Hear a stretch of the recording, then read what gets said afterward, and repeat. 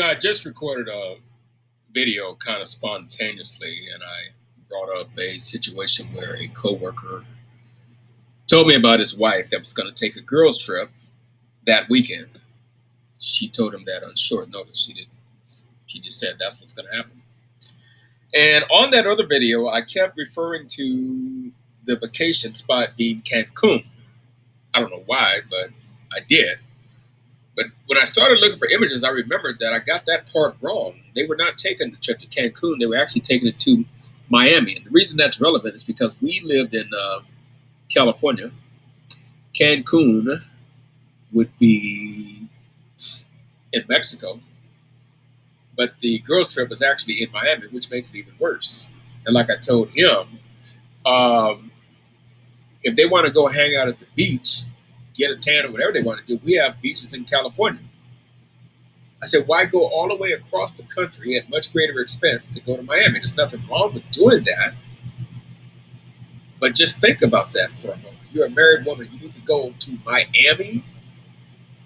Why don't you just go to Santa Monica Beach or Redondo Beach or any of those beaches we have out here? Malibu Beach for your little getaway. You guys want to get as far away as you can from where you live. And basically, she's getting as far away as she can from her husband. Now you got an excuse to not come home. You're going to be there for the weekend. I'm not saying she had any ill intent, but it just wasn't an appropriate thing, especially the way she did it. And I told her, as a man, you can't let your wife think she can just tell you what she's going to do. I know a lot of women get defiant. She was a school teacher. He worked for the, he was a technician. And that doesn't matter whether she's employed or unemployed or whatever the situation is. You are your man. Your wife can't just tell you what she's going to do. I mean, if the girls want to do it and they ask her about it, maybe she should be asking you how you feel about it or asking you if she can do it.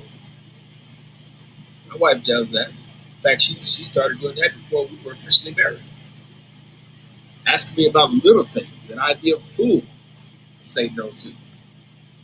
She took great pride in telling her single female friends, I have to check with my husband. See what he says about it. They didn't say, girl, why you got to check with your husband? You're a grown woman. It's no big deal. We're just going to go to some place within the mall after work. She was a manager at a cell phone store for a while.